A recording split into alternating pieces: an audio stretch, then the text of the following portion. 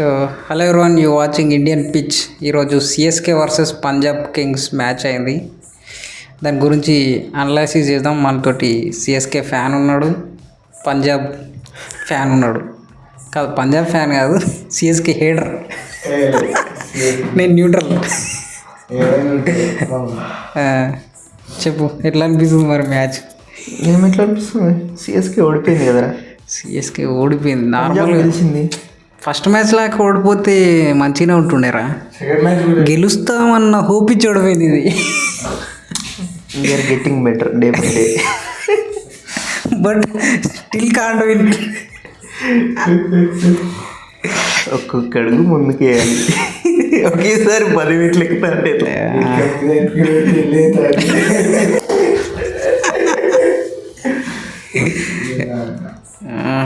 ఎట్లా అనిపించింది మరి మ్యాచ్? ఇక ఏముంది, ఎట్లా అనిపించేది ముందరా. బౌలింగ్ అనేది మామూలు ఇంప్రూవ్ చేసుకోవద్దు, ఒక 80% ఇంప్రూవ్ చేసుకోవాలి.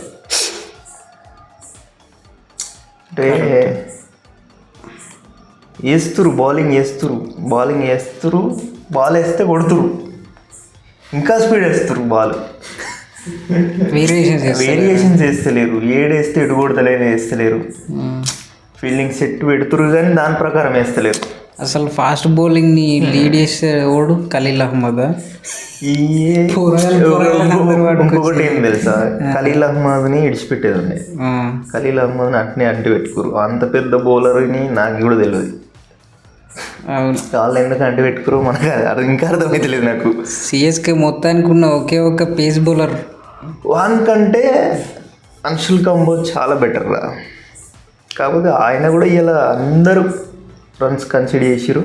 అందరూ ఒకటే తీరుగా ఒక ఖలీల్ అహ్మద్ ఒక తీరు వేస్తే ఆడు మొత్తం 4 ఓవర్లు అట్లనే. కంబోజ్ ఒక ఓవర్ వేస్తే సేమ్ అట్లే 4 ఓవర్లు వేసిరు. వేరియేషన్స్ లేవు. బ్యాటింగ్ లైనప్ ఎట్లా అనిపించింది? మళ్ళీ బ్యాటింగ్ కూడా మంచిగా ఉంది. కాకపోతే ఇంకోటి ఏంటంటే ఇంకా కొంచెం హిట్టింగ్ చేయాలి. ఇంకా ఇప్పుడున్న పరిస్థితికి ఏం మంచిగా అనిపించిందిరా నీకు? బ్యాటింగ్ లైనప్ మంచిగా. అటు ఎవడు చేసిండ్రా హిట్టింగ్? ఆడోడు ఆ పోరోడు చేసిండు, ఆయుష్ మాత్రే గడి చేసిండు, సర్ఫరాజ్ ఖాన్ చేసిండు. ఇంకేమైంది? గైక్వాడ్ ఉపయోగాడు కొట్టిండు. ఇంకేంది అదేరా. సంజు శాంసన్ కొట్టాలి, గైక్వాడ్ ఎట్లయినా పికప్ అవుతాడు ఆయన. ఇంకొకటి ఎవరు మధ్యలో ఇంకెవరో ఉన్నారుగా. ఎవడు వచ్చిండు మధ్యలో? గైక్వాడ్, ఆయుష్ మాత్రే, సంజు శాంసన్. అదే బ్యాటింగ్ మంచిగా ఆడుతురు, గెలిచేటట్టు ఉందని చూడలేను. సర్ఫరాజ్ ఖాన్, కార్తిక్ శర్మ వీళ్ళను బ్యాక్ చేయాలి. ఇంకా ముందటికి పంపించాలి. కార్తిక్ శర్మ, ప్రశాంత్ వీర్. ఎందుకు అంతే. సిఎస్కే క్యాప్టెన్సీ మంచిగా చేస్తా అనిపించింది. క్యాప్టెన్సీ కూడా ఇంకా ఫ్యాన్స్ మంచిగా ఆడాడు. ఫస్ట్లో మొత్తం మీద ప్రతి ఏమంటారు, ప్రతి పాయింట్లో అది బ్యాటింగ్, అది బౌలింగ్, అది క్యాప్టెన్సీ, ఏదైనా సరే అన్ని ఇంప్రూవ్ చేసుకోవాలి. ప్రతిదీ ఎంత వీలైతే అంత. 2 మ్యాచ్లు అయినాయి కాబట్టి ఇక జల్దీ చేసుకోవాలి గంతే. బ్యాటింగ్ ఇంప్రూవ్ అయింది కానీ బౌలింగ్ ఇక అన్నీ ఇంప్రూవ్ అయిందని చెప్పుకోవడం ఏమో కానీ అన్నీ ఇంప్రూవ్ చేసుకోవాలి. 5% ఇంప్రూవ్ అయింది, 10% ఇంప్రూవ్ అయింది. అది 5% అయితే గెలిచినట్టు కాదు కదా. నాకు మాత్రం అది మస్తు అనిపించింది. ఆయుష్ మాత్రం కానీ ప్లే ఒక్కటే మైండ్ సెట్ అంది, కొట్టుడే. అంతే, మస్తు అనిపించింది. అట్లా ఆటోడు లేరు మిగతా. పంజాబ్ దాంట్లో ఫ్యాన్స్ మంచిగా ఆడాడు. ఇవాడు ఆడితేనే 11 బాల్స్కి 39 బాగా కొట్టాడు. ఇంకోటి హార్డ్ డ్రైవ్ కొట్టినాక బెట్లేదు పేరు హిందీ ఏం పేరు ఉండేనా? మ్యాట్ హెన్రీ మంచిగా ఆడేసి వాడు ఫస్ట్ ఓవర్ వేసిండారా? సెకండ్ ఓవర్ వేస్తే ఘోరంగా తిట్టుకున్నాం. కానీ ఇవ్వడరా వీడు అని. కానీ మస్తు పికప్ అయినాడు. మళ్ళీ లాస్ట్కి మళ్ళీ అట్లా వేసిండు. అది వికెట్ బాల్ కూడా సేమ్ బాలే వేసిండాడు. ఫస్ట్ బాల్ బౌండరీ కొట్టిండు, సెకండ్ బాల్ వికెట్ పడ్డది. సేమ్ బాల్ వేసిండు, కాకపోతే వాడు మిస్ చేసిండు. సెకండ్ బాల్ ఆడికి వికెట్ పడ్డది కాబట్టి ఆ ఓవర్ డాట్ పడ్డది తప్పితే లేకపోతే కొట్టేటోళ్ళే. అది కూడా కొట్టేటోళ్ళు అయితే కొట్టేటోళ్ళేరా. సేమ్ బాల్ వేసిండ్రా. పేసర్స్ ఎక్కడరా సిఎస్కేకి? అందరు పేసర్లే. వాళ్ళు వేయాల్సిన లైన్ అండ్ లెంత్, వేయాల్సిన ఇన్ స్వింగ్లు, అవుట్ స్వింగ్లు, వేరియేషన్స్, నకల్ బాల్స్ అన్నీ ట్రై చేయాలి. ఒకటే ట్రై చేసుకుంటూ కూర్చుంటే ఏడైతే. అదే అంటున్నా, ఇప్పుడు వీని మీద డిపెండ్ అయ్యి మనం వెళ్ళిపోదాం అన్నట్టు ఎవడు ఉన్నాడు? మంచి పేసర్ లేడు. ఆ ఖలీల్ అహ్మద్ గారు వాని మీద నమ్మకం పెట్టుకోలేదు. ఇప్పుడు ఏమంటారు, కూర్చున్న బెంచ్లో కూర్చున్న వాళ్ళు కూడా వాళ్ళు లేరు. ఉన్నోళ్ళే వాళ్ళు వేరియేషన్స్ చూపెట్టాలి, వాళ్ళే ఇంప్రూవ్ కావాలి, వాళ్ళే వేయాలి అంతే. అసలు మీరు సిఎస్కే 250 కొట్టినా 230 కొట్టిన ఛాన్స్ కూడా వాళ్ళకి ఈ బౌలింగ్ తోటి. వాళ్ళు అప్పుడు ఇంకా గట్టి ఆడేటోళ్ళు వాళ్ళు. పంజాబ్ వాళ్ళు మంచి స్టేబుల్గా ప్రతి ఓవర్కు 10 రన్లు కొట్టుకుంటా 10 రన్లు కొట్టుకుంటా ఆడి మంచిగా నీట్గా ప్రతి ఓవర్. అది 250 కొట్టినా 250 కొట్టినా చేసేటట్టు పంజాబ్. కాదు, మీరు సంజు శాంసన్ మీద పెట్టిన శ్రద్ధ పేసర్ల మీద పెట్టుంటే బాగుండేది. పేసర్లు లేరు, యాక్షన్లో లేరు. ఇప్పుడు ఆక్షన్లో తీసుకున్న బెస్ట్ పేసర్ వాళ్ళు ఉన్నారు. బెస్ట్ ప్లేయర్ వాడు ఉన్నాడురా. ప్లేయర్ అని కాదు, పేసర్ ఎవరున్నారు? వేరే టీంలో, ఏ టీంలో అయినా చెప్పు, చెప్పురా. మొన్నటి ఆక్షన్లో పేసర్ వాడు ఉన్నాడు చెప్పు, మంచి పేసర్ పట్టుకురావాలరా బయట నుంచి. అది ఆక్షన్ ముచ్చట ఎప్పుడు ఆక్షన్లకైనా కదా తీసుకునేది. ఆక్షన్లో మిస్ అయితేనే నువ్వు బయటకి నుంచి పట్టుకోవడానికి వీలుంటుంది. వీళ్ళు అది చేస్తారు కదా, ఏంటిది అది ఏమంటారు, స్కౌటింగ్ చేసి. అదేరా, స్కౌటింగ్ చేస్తారు వాళ్ళే తోలుకొచ్చు వాళ్ళే రిజిస్టర్ చేసి తీసుకోవాలి. అంటే వాళ్ళు స్కౌటింగ్ చేయలేదా? వాళ్ళకి దొరకలేదా? మరి ఎవరికి ఉంటుందిరా. ఇప్పుడు మంచి బౌలర్ని పట్టుకోవద్దా వద్దని వాళ్ళకి దొరకలేదు, వాళ్ళకి లేరు, వాళ్ళ ఆప్షన్లో లేరు, బయట లేరు. ముందుగా ఏముంది, పైసలు ఉన్నాయి కానీ వాడిని విడిచిపెట్టేది ఉండే, ఇంకా మస్తు పైసలు ఉంటుండే. ఎవరిని? ఖలీల్ అహ్మద్ విడిచిపెట్టేది ఉండే. ఈ వాడిలో పోయినాక ఇంకా కూడా మీకు ఆడేటోడు పేసర్లే లేరు నువ్వు ఆప్షన్లో. ఈ వాడిని కూడా పెట్టి ఏమన్నా స్వాప్ చేసేది ఉండేరా. ఇంకా స్వాప్లో వేసుకోవడం కూర్చొని ఓడైతే స్వాప్ బెస్ట్ బౌలర్ తోటి బౌలర్ను ఓడిసేపెట్టాడు ఛాన్స్. సిఎస్కేకి ఈసారి కప్పు కొట్టి భాగ్యం లేదనిపిస్తుంది నాకు. ఇప్పుడు చెప్పకు నువ్వు, ఇప్పుడే చెప్పాలి అది, ఎందుకంటే ఎట్లా ట్రూ అది 100%. ఇప్పుడు చెప్పొద్దు, అది ఇప్పుడే చెప్తాం. ఇది నిజం, మీకు కూడా తెలిసి. ధోని వస్తాడు కదా 4 మ్యాచ్ల తర్వాత, ఏం మారుస్తాడు మళ్ళీ?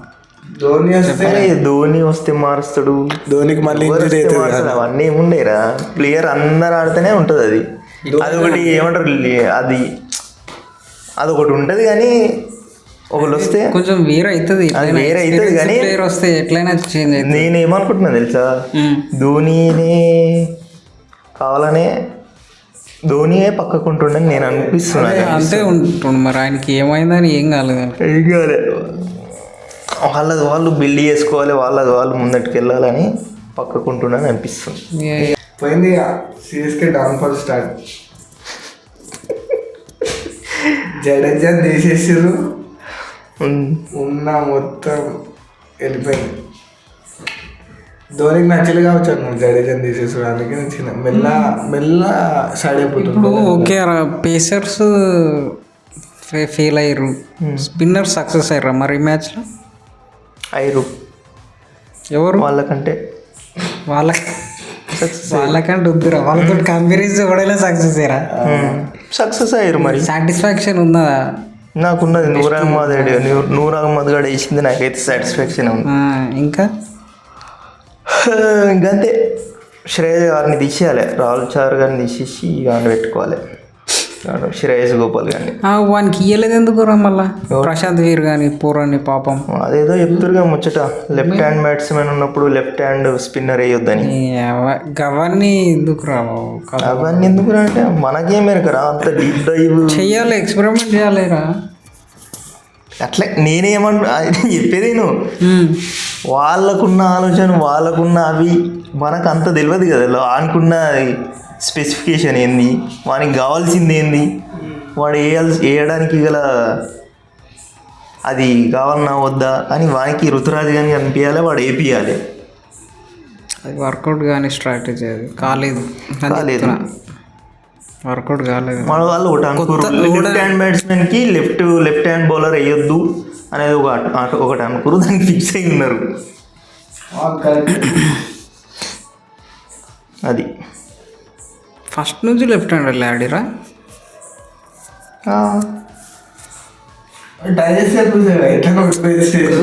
కానీ కొత్త బౌలర్ని కొత్త స్పిన్నర్ తీస్తే ఖచ్చితంగా కొంచెం రిజల్ట్ ఉంటుండేరా. వాళ్ళు మిస్ చేసారు దాన్ని. చూద్దాం నెక్స్ట్ మ్యాచ్కి ఏం చేస్తారు. మరి పంజాబ్ పరిస్థితి మంచిగా ఆడిరు వాళ్ళు. కప్ ఫేవరెట్ అయిసారు వాళ్ళు కప్ ఫేవరెటేరా. పోయినసారే పోయినసారి ఉన్న టీం ఉన్నట్టుంది. అది దాన్ని ఏమంటారు టాప్లో ఉంటుంది అది ఈసారి ఖచ్చితంగా. ఫస్ట్ మ్యాచ్ ఓడిపోయా కదా గెలిచిరు.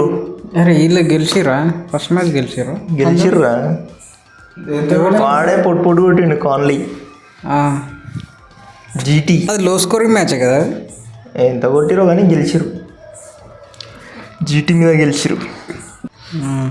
చెప్పు షేర్, నీకు చెన్నై ఓడిపోయింది ఏమనిపిస్తుంది? లోపల కొంచెం హ్యాపీనెస్ ఉంది, వానికి సంతోషం. దేవుడు ఉన్నాడు. దేనికి సంతోషం చెప్పరా నీకు? కాదు నీకు సంతోషం దేనికి చెప్పు ప్లీజ్ చెప్పు. అన్న ఇట్లా చూసి బాగా అనిపిస్తుంది. అరే నాకే బాధ లేదురా, నీకెందుకు బాగా అనిపిస్తుంది? నాకు బాగా అనిపిస్తుంది, మంచిగా అనిపిస్తుంది. దేనికి?